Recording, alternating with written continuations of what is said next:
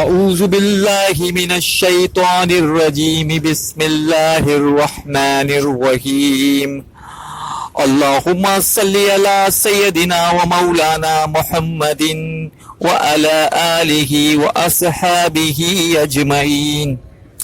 پیارے دوستو، introduction to قرآن یا قرآن کا تعارف کے سلسلے میں سب سے پہلی بات یہ ہے کہ قرآن حکیم کے بارے میں ہمارا ایمان یا اصطلاح عام میں ہمارا عقیدہ کیا ہے۔ قرآن حکیم کے متعلق اپنا بیان ہم 3 سادہ ترین جملوں میں بیان کرتے ہیں۔ نمبر 1، قرآن اللہ کا کلام ہے۔ نمبر 2، یہ محمد مصطفیٰ صلی اللہ علیہ وآلہ وسلم پر نازل ہوا۔ نمبر 3، یہ ہر اعتبار سے محفوظ ہے اور کل کا کل من و ان موجود ہے اور اس کی حفاظت کا ذمہ خود اللہ رب العزت نے لیا ہے۔ یہ 3 جملے نہیں ہیں، یہ 3 جملے ہمارے عقائد کی اساس ہیں۔ قرآن حکیم کے بارے میں ہمارے عقیدے پر کفایت کرتے ہیں، لیکن انہی 3 جملوں کے بارے میں اگر ذرا تفصیل سے گفتگو کیا جائے، ان پر غور کیا جائے تو کچھ علمی حقائق سامنے آتے ہیں۔ یعنی کہ سب سے پہلے ہم گفتگو کرتے ہیں قرآن اللہ تعالیٰ کا کلام، یہ ہم کیسے پتہ؟ سب سے پہلی بات یہ ہے کہ قرآن مجید اللہ کا کلام ہے، خود قرآن مجید سے ثابت ہے۔ چنانچہ سورہ توبہ کی آیت نمبر 6 میں اللہ تعالیٰ نے نبی کریم صلی اللہ علیہ وآلہ وسلم سے ارشاد فرمایا۔ سب سے پہلی بات اور سب سے اہم بات، قرآن اللہ پاک کا کلام ہے۔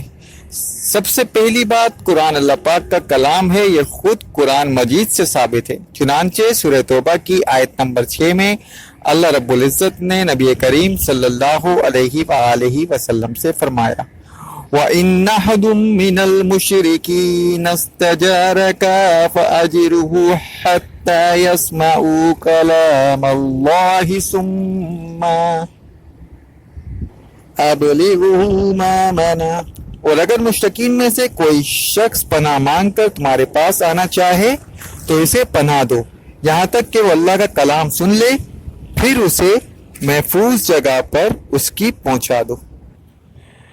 جب سورہ توبہ کی پہلی 6 آیات نازل ہوئیں جن میں مشرکین عرب کو آخری الٹیمیٹم دیا گیا تھا، تو اس زمن میں نبی کریم صلی اللہ علیہ وآلہ وسلم کو ایک ہدایت بھی دی گئی تھی کہ یہ الٹیمیٹم دیے جانے کے بعد اگر مشرکین میں سے کوئی آپ صلی اللہ علیہ وآلہ وسلم کی پناہ طلب کرے تو وہ آپ کے پاس آ کر مقیم ہو اور اللہ کے کلام کو سنے جس پر ایمان لانے کی دعوت دی جا رہی ہے، پھر اسے اس کی امن کی جگہ تک پہنچا دیا جائے۔ یعنی ایسا نہ ہو کہ وہیں اس سے معاملہ طے کیا جائے کہ بھائی فیصلہ کرو کہ تم ایمان لاتے ہو یا نہیں۔ اس وقت میں نے اس آیت کا حوالہ صرف کلام اللہ کی الفاظ کی شہادت کے طور پر دیا ہے۔ اچھا جی، کلام الہی، جملہ صفات الہیہ کا مظہر۔ اب یہ بڑی اہم بات ہے، قرآن مجید کے کلام اللہ ہونے میں ہی اس کی اصل عظمت کا راز مضمر ہے۔ اس لیے کہ کلام متکلم کی صفت ہوتا ہے۔ متکلم یعنی کہ بولنے والا، کلام یعنی کہ جو بولا گیا، اور اس میں متکلم کی پوری شخصیت حویدہ ہوتی ہے۔ اس کا آپ اس طرح بھی اندازہ لگا سکتے ہیں کہ کسی بھی شخص کا کلام سن کر آپ کو یہ اندازہ ہو جاتا ہے کہ اس کے علم اور فہم و شعور کی سطح کیا ہے۔ آیا وہ تعلیم یافتہ ہے، مہذب ہے، یا کوئی اجڑیا گوار ہے۔ اس اعتبار سے در حقیقت یہ کلام اللہ رب العزت کی جملہ صفات کا مظہر ہے۔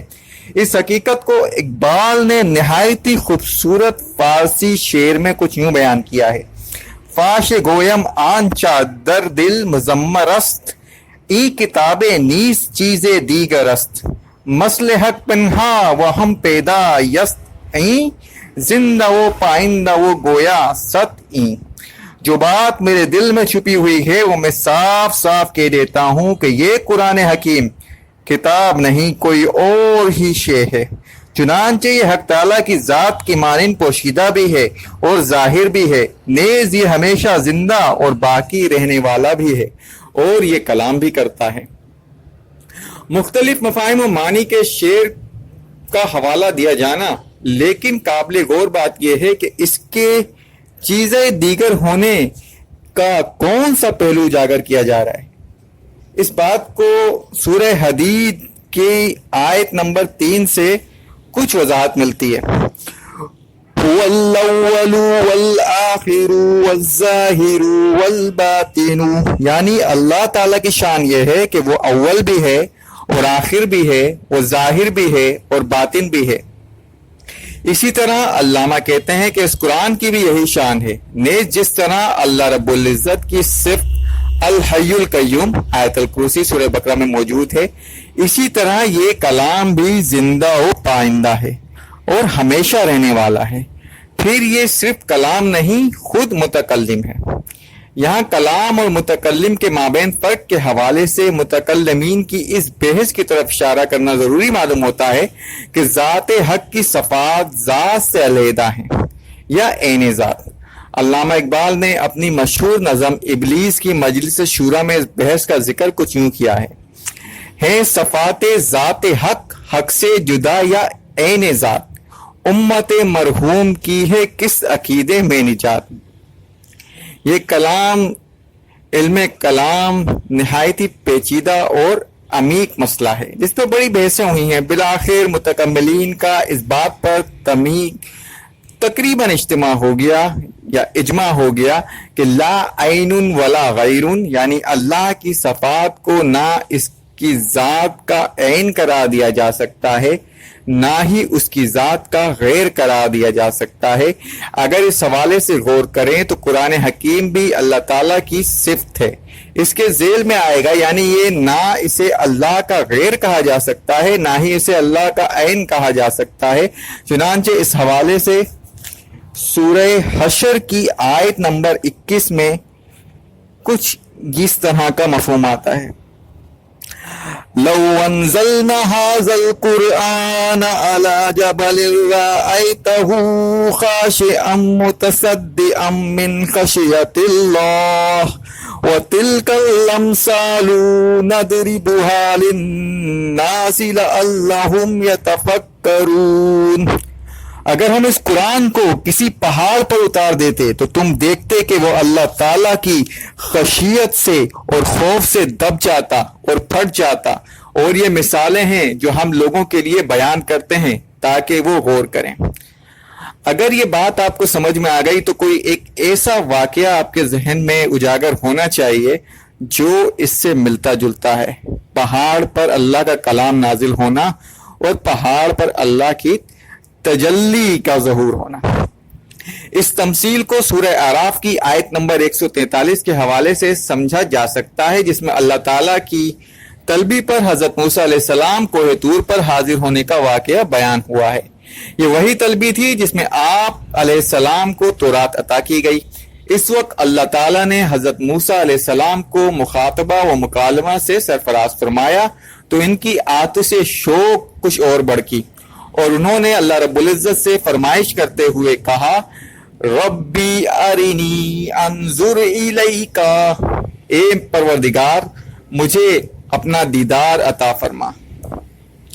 मुखातबा व मुकालमा की शर्त से तो तूने मुझे मुशर्रफ फरमा दिया है, अब जरा मजीद करम फरमा दे। इस पर जवाब मिला, लन तरानी, मूसा तुम मुझे हरगिज नहीं देख सकते, वलाकिन इंजुर इलल जबली, लेकिन जरा इस पहाड़ की तरफ देखो, मैं इस पर अपनी एक तजल्ली डालूंगा।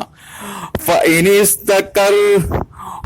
इस्तकरा मकानहु फसौफा तरानी, चुनांचे अगर वो पहाड़ अपनी जगह पर कायम रह जाए तो फिर तुम भी गुमान कर लेना कि तुम मुझे देख सकोगे। फलम्मा तजल्ला रब्बुहु लिलजबली जअलहु दक्कन व खर्र मूसा सईका, और फिर जब अल्लाह ताला ने इस पहाड़ पर अपनी तजल्ली डाली तो वो दक्कन दक्का हो गया और मूसा अलैहिस्सलाम बेहोश होकर गिर पड़े। यहाँ दक्कन के दो तर्जुमे किए जा सकते हैं, यानी रेजा रेजा हो जाना, टूट फूट कर टुकड़े टुकड़े हो जाना, या कूट कूट कर किसी शे को हमवार कर देना, बराबर कर देना। जैसे सूरह फजर की आयत नंबर 21, कल्ला इज़ा दुक्कतिल अर्दु दक्कन दक्का में इन मानों में वारिद हुआ है। वही लफ्ज यहाँ पहाड़ के बारे में आया है, यानी वो पहाड़ रेजा रेजा हो गया या दब गया, जमीन के साथ बैठ गया।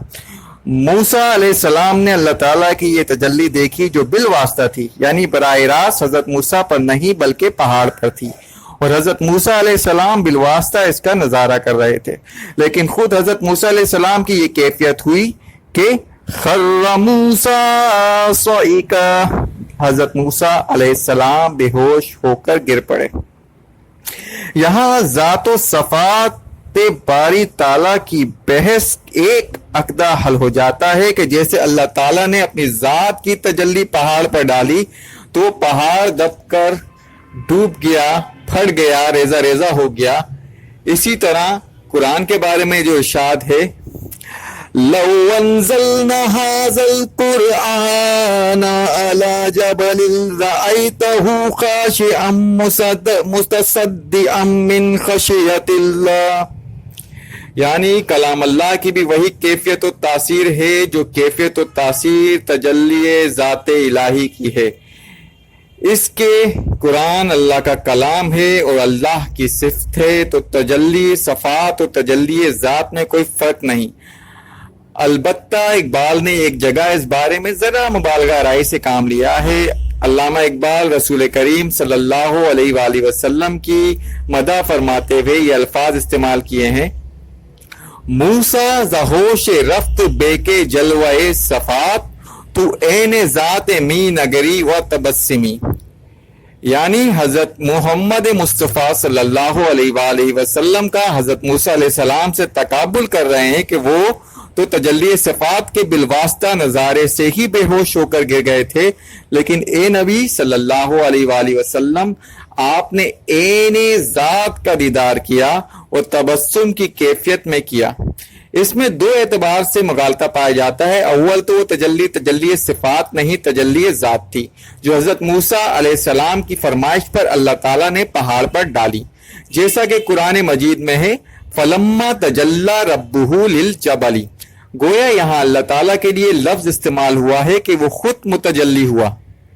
دوسرے یہ کہ یہ خیال بھی مختلف بھی ہے کہ نبی کریم صلی اللہ علیہ وآلہ وسلم نے شب معراج میں ذات الہی کا مشاہدہ کیا، اگرچہ ہمارے اسلاف میں یہ رائے بھی ہے کہ آپ صلی اللہ علیہ وآلہ وسلم نے اللہ رب العزت کو دیکھا، لیکن اکثر و بیشتر کی رائے اس کے برعکس ہے، اس لیے کہ وہاں بھی آیات کا ذکر ہے، جیسا کہ سورہ نجم میں آیا لَقَدْ رَآ مِنْ آیَاتِ رَبِّهِ الْكُبْرَى، اس میں کوئی شک نہیں کہ وہ آیات وہاں حضور کریم صلی اللہ علیہ وآلہ وسلم نے دیکھی، اللہ تعالیٰ کی عظیم ترین آیات میں سے ہیں۔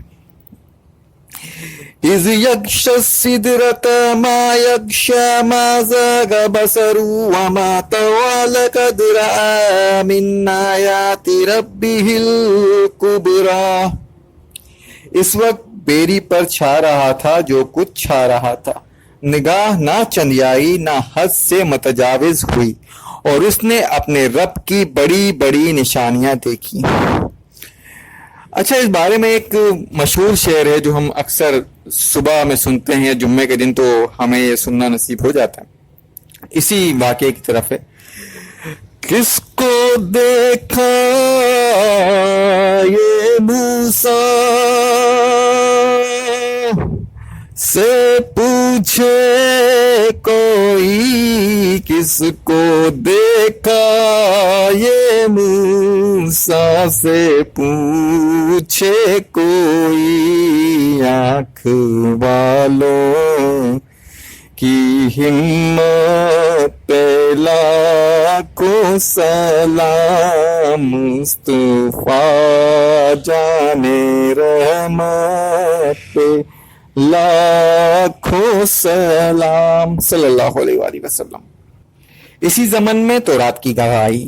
اب ذرا قرآن حکیم کے کلام اللہ ہونے کی حوالے سے ایک اور بات ذہن نشین کر لیجئے کہ تورات میں کتاب استثنا یا سفر استثنا جو صحف موسیٰ میں سے ایک صحیفہ ہے کہ 18ویں باب میں نبی کریم صلی اللہ علیہ وآلہ وسلم کے لیے جو پیشن گوئی بیان کی گئی ہے، اس میں الفاظ یہ ہیں، میں ان کے بھائیوں میں سے ان کے لیے تیری مانند ایک نبی برپا کروں گا اور اس کے منہ میں اپنا کلام ڈالوں گا اور وہ ان سے وہی کچھ کہے گا جو میں اس سے کہوں گا۔ میں نے یہاں خاص طور پر ان الفاظ کا حوالہ دیا ہے کہ میں اس کے منہ میں اپنا کلام ڈالوں گا۔ یہاں ایک لفظ کلام آیا ہے جیسے کہ قرآن حکیم کی آیت میں آیا ہے کہ حتی یسمع کلام اللہ، پھر کلام منہ میں ڈالنا کے حوالے سے قرآن مجید میں ایک لفظ 2 مرتبہ آیا ہے، وہ ہے لفظ قول۔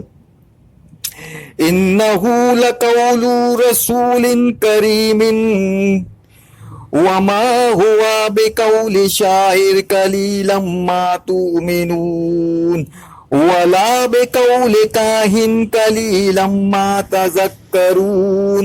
اور سورہ تکویر میں یہ الفاظ وارد ہوئے ہیں، انہ لقول رسول کریم ذی قوت عند ذی العرش مکین من عرش مکین مطاع ثم امین وما صاحبکم بمجنون۔ اور اسی میں آگے چل کر آیا ہے وما ہوا بقول شیطان الرجیم۔ قابل توجہ امر یہ ہے کہ ان 2 مقامات میں سے مؤخر ذکر کے متعلق تقریباً اجماع ہے کہ یہاں رسول کریم سے مراد حضرت جبرائیل علیہ السلام ہے، گویا قرآن ان کو ان کا قول قرار دیا گیا ہے، اور اس سورہ حاقہ میں نبی کریم صلی اللہ علیہ وآلہ وسلم کا قول قرار دیا جا رہا ہے۔ اب ظاہر ہے یہاں جن چیزوں کی نفی کی جا رہی ہے کہ یہ کسی شاعر کا قول نہیں، یہ کسی کاہن کا قول نہیں، ان سے یقیناً رسول کریم صلی اللہ علیہ وآلہ وسلم مراد ہیں۔ یوں سمجھیے کہ اللہ کا کلام پہلے حضرت جبرائیل علیہ السلام پر نازل ہوا۔ اگر میں کتاب استثناء کے الفاظ استعمال کروں تو یہاں اللہ نے اپنا کلام ان کے منہ میں ڈالا، تاہم ان کے منہ کا ہم کوئی تصور نہیں کر سکتے، وہ نہایت جلیل القدر فرشتے ہیں، تاہم ان کے منہ کا ہم کوئی تصور نہیں کر سکتے۔ بہرحال قول کا لفظ قرآن مجید کے لیے استعمال ہوا، جس سے ظاہر ہے کہ ابتدا کلام الہی میں حضرت جبرائیل علیہ السلام کے قول کی شکل میں اترا، پھر حضرت جبرائیل علیہ السلام کے ذریعے حضرت محمد مصطفیٰ صلی اللہ علیہ وآلہ وسلم کے منہ میں ڈالا گیا، اور وہاں سے یہ قول محمد کی صورت میں لوگوں کے سامنے آیا۔ اس لیے یہ آپ صلی اللہ علیہ وآلہ وسلم ہی کی زبان مبارک سے عطا ہوا، لوگوں نے اسے صرف آپ ہی کی زبان مبارک سے سنا۔ گویا یہ قول شاعر نہیں، یہ قول کائن نہیں، یہ قول شیطان الرجیم نہیں، بلکہ یہ قول رسول کریم ہے، اور رسول کریم اولا محمد رسول اللہ صلی اللہ علیہ وآلہ وسلم ہے۔ یہ لوگوں کے سامنے ان کے قول کی حیثیت سے آیا۔ پھر ثانیہ یہ حضرت جبرائیل علیہ السلام کا قول ہے، اس لیے کہ انہوں نے یہ قول رسول کریم صلی اللہ علیہ وآلہ وسلم تک پہنچایا، اور اس کو آخری درجے تک پہنچانے پر یہ اللہ رب العزت کا کلام ہے، جس کے متعلق تورات میں الفاظ آئے کہ میں اس کے منہ میں اپنا کلام ڈالوں گا۔ اچھا جی، لوح محفوظ اور مصحف کے مطابقت۔ قرآن کے حوالے سے تیسری اور اہم بات یہ نوٹ کیجئے کہ کلام اللہ کی صفت ہے، اور اللہ کی صفات قدیم ہے۔ اللہ کی ذات کی طرح اس کی صفات کا بھی یہی معاملہ ہے۔ ظاہر ہے کہ اللہ تعالیٰ مادیت اور جسمانیت سے ماورا ہے، یہی معاملہ اللہ کی صفات کا بھی ہے۔ چنانچہ اللہ کا کلام، جسے حرف و صورت کی محدودیت سے اعلیٰ و ارفع خیال کیا جاتا ہے، اسے اللہ تعالیٰ نے انسانوں کی ہدایت کے لیے حروف و صوامات کا جامہ پہنایا، اور سید المرسلین صلی اللہ علیہ وآلہ وسلم کے قلب اطہر پر قلب مبارک پر بطریق تنزیل نازل فرمایا۔ یہی کلام لوح محفوظ میں اللہ کے پاس ہے، جسے ام الکتاب یا کتاب مکنون بھی کہا گیا ہے۔ ہمارے پاس موجودہ قرآن مجید یا مصحف کی عبارت وہی ہے جو لوح محفوظ یا ام الکتاب میں بالکل اسی طرح کسی دستاویز کی متصدقہ نقل ہو۔ چنانچہ سورہ بروج میں فرمایا گیا، آیت نمبر 21 اور 22، بل ہوا قرآن مجید فی لوح محفوظ، بل ہوا قرآن مجید فی لوح محفوظ۔ یہ قرآن نہایت ہی بزرگ و برتر ہے، اور یہ لوح محفوظ میں ہے۔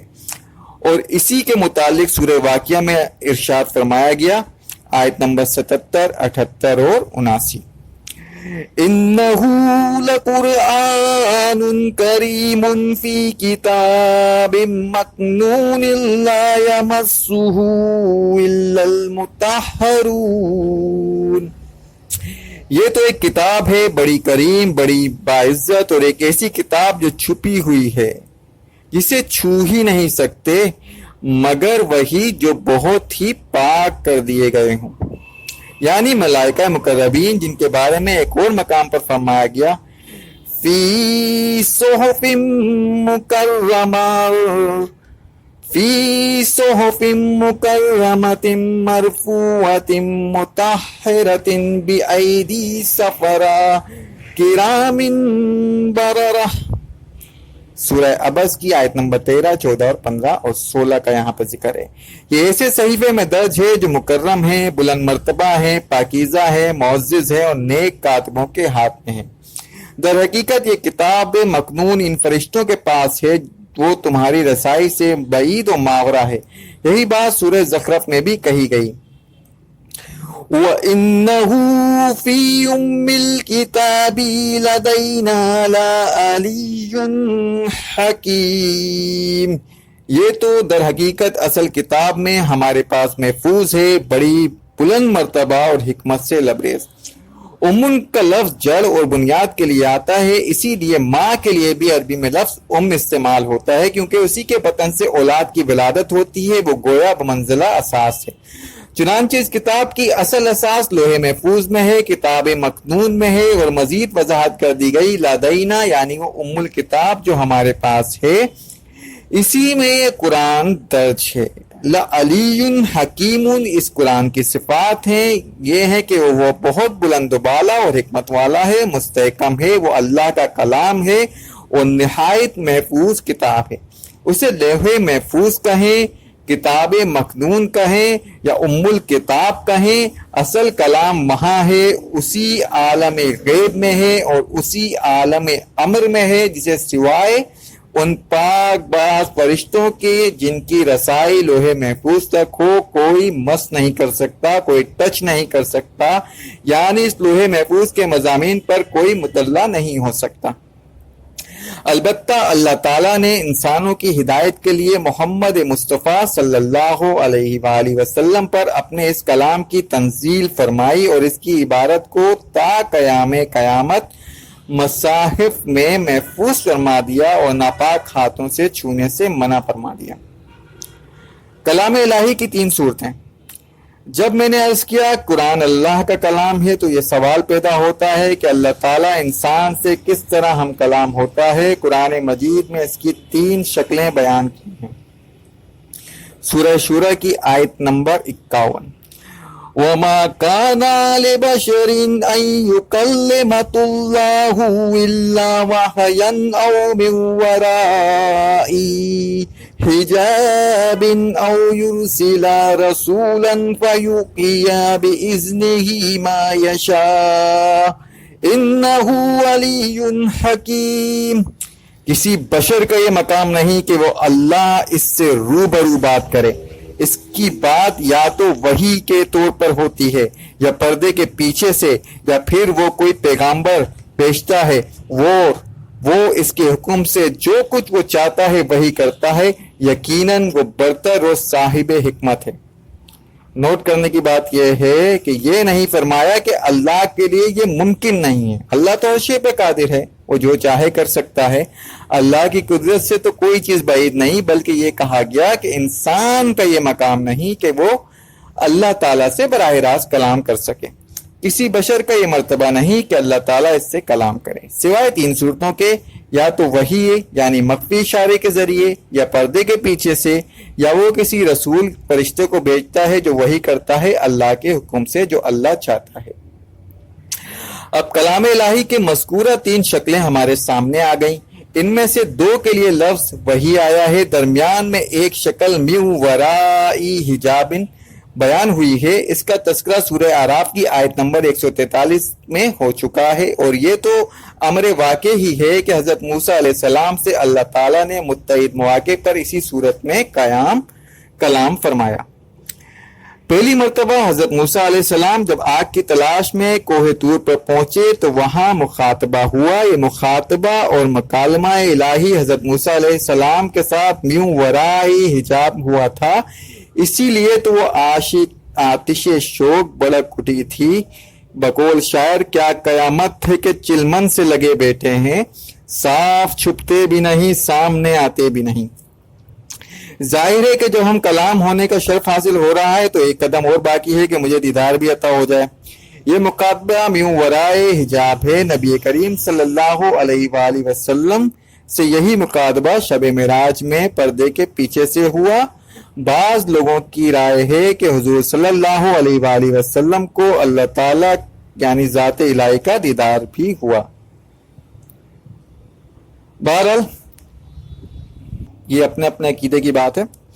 البتہ وہی براہ راست بھی ہے یعنی بغیر فرشتے کے واسطے کی. دوسری قسم وہی فرشتے کے ذریعے سے ہے. قرآن مجید سے جس بات کی طرف زیادہ رہنمائی ملتی ہے وہ یہ ہے کہ قرآن وحی بواسطہ ملک یعنی کہ فرشتوں کے ذریعے. جیسے قرآن مجید میں ہے نزل بہ الروح الامین علی قلبک, سورہ شورى کی آیت نمبر 194. اسے لے کر آپ کے دل پر روح الامین اترے. روح الامین حضرت جبرائیل علیہ السلام کا لقب ہے. وَإِنَّهُ نَزَّلَهُ عَلَىٰ قَلْبِكَ سورہ بقرہ کی آیت نمبر 97. بس اسے جبرائیل نے ہی آپ کے قلب پر نازل کیا. البتہ فرشتے کے بغیر وہی یعنی دل میں کسی بات کا اللہ کی طرف سے براہ راست ڈال دینا یعنی کہ الہام کا ذکر بھی رسول کریم صلی اللہ علیہ وسلم نے کیا ہے, اور اس کے لیے حدیث میں نفس فی الروح کے الفاظ بھی آئے ہیں. یعنی کسی کے دل میں کوئی بات ڈال دی, کسی نے پھونک مار دی بغیر اس کے کہ کوئی آواز سننے میں آئی ہو. اس کیفیت کی سلسلہ جرس بھی تھی. حضور صلی اللہ علیہ وآلہ وسلم کو بعض روایات کے مطابق وہی نازل ہونے سے پہلے گھنٹیوں کی سی آواز آتی تھی. اچھا بعض روایت ہیں, یہ کچھ لوگ اس پہ متفق ہیں کچھ لوگ اس پہ متفق نہیں ہیں. بہرحال تیکن کے ساتھ تو میں نہیں کہہ سکتا, لیکن میرا گمان غالب ہے کہ دوسری قسم کی وہی بذریعہ فرشتہ پر پورے کا پورا قرآن مشتمل ہے, اور وہی براہ راست یعنی کہ ہلکا تو در حقیقت وہی خفی ہے جس کے وضاحت انگریزی کے 2 الفاظ سے بخوبی ہو جاتی ہے. ایک لفظ ہے انسپریشن اور دوسرا لفظ ہے ریویلیشن, جس کے ساتھ ایک اور لفظ وربل ریویلیشن بھی اہم ہے. اچھا جی, اس کو سمجھ لیجئے تاکہ آپ قرآن پاک کی لحاظ سے جو وحی کا سلسلہ ہے اس کو سمجھ سکیں. انسپریشن میں ایک مفہوم, ایک خیال یا ایک تصور انسان کے ذہن و قلب میں آ جاتا ہے, جبکہ ریویلیشن میں باقاعدہ کسی چیز کے کسی تیر پر ریویل کیا جاتا ہے. اور اس میں بھی عیسائیوں کے ہاں ایک بڑی بحث چل رہی ہے. وہ ریویلیشن کو مانتے ہیں لیکن وربل ریویلیشن کو نہیں مانتے, بلکہ ان کے نزدیک صرف مفہوم ہی انبیاء کے قلوب پر نازل کیا جاتا تھا جسے وہ اپنے الفاظ میں ادا کرتے تھے, جبکہ ہمارے ہاں اس میں ایک مستقل اجماعی عقیدہ ہے کہ یہ اللہ کا کلام ہے جو محمد صلی اللہ علیہ وآلہ وسلم پر نازل ہوا. یہ لفظ بھی وہی ہے اور مانن بھی وہی ہے. اللہ کا کلام لفظاً و مانن یعنی کہ یہ وربل ریولیشن ہے. اللہ کے رسول پر کوئی اس کی انسپریشن نہیں ہوتی تھی کہ وہ اپنے اس سے انسپائر ہو کر یعنی کہ آپ نے مقصد سمجھ لیا اور اپنے الفاظ میں اس کو بیان کر دیا. ایسا بالکل بھی نہیں ہے. قرآن کا ایک ایک لفظ وہی ہے جو اللہ رب العزت نے آپ صلی اللہ علیہ وآلہ وسلم تک حضرت جبرائیل علیہ السلام کے ذریعے پہنچایا. اسی زمن میں ایک دلچسپ واقعہ ہے غالباً ایف سی کالج کے پرنسپل علامہ اقبال کے درمیان پیش آیا تھا. وہ دونوں کسی دعوت میں اکٹھے تھے کہ ان صاحب نے حضرت علامہ سے کہا کہ میں نے سنا ہے کہ آپ بھی وربل ریولیشن کے قائل ہیں.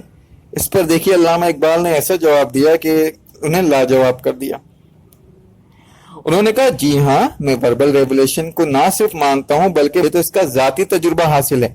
چنانچہ خود مجھ پر جب شعر نازل ہوتے ہیں تو وہ الفاظ کے جھامے میں ڈھلے ہوئے آتے ہیں. اس میں سے میں کوئی لفظ بھی بدلنا چاہوں تو نہیں بدل سکتا. معلوم ہوتا ہے کہ وہ میری اپنی تخلیق نہیں بلکہ مجھ پر نازل کیا جاتا ہے۔ تو یہ وہ جواب تھا کہ جس کے بعد ان کو مزید اس پہ سوال کرنے کا کوئی موقع ہی نہیں ملا، لاجواب ہو گئے وہ۔ بہرحال کلام الہی واقعتاً وربل ریولیشن ہے، جس کے اولاً قول جبرائیل کی شکل اختیار کی، حضرت جبرائیل کے ذریعے قول کی شکل میں نازل ہوا، پھر زبان محمدی صلی اللہ علیہ وآلہ وسلم سے قول محمدی صلی اللہ علیہ وآلہ وسلم کی شکل میں ادا ہوا، اور در حقیقت یہ وربل ریولیشن ہے، یعنی معانی، مفہوم اور الفاظ سب کے سب اللہ رب العزت کی طرف سے ہیں، اور بحیثیت مجموعی یہ اللہ کا کلام ہے۔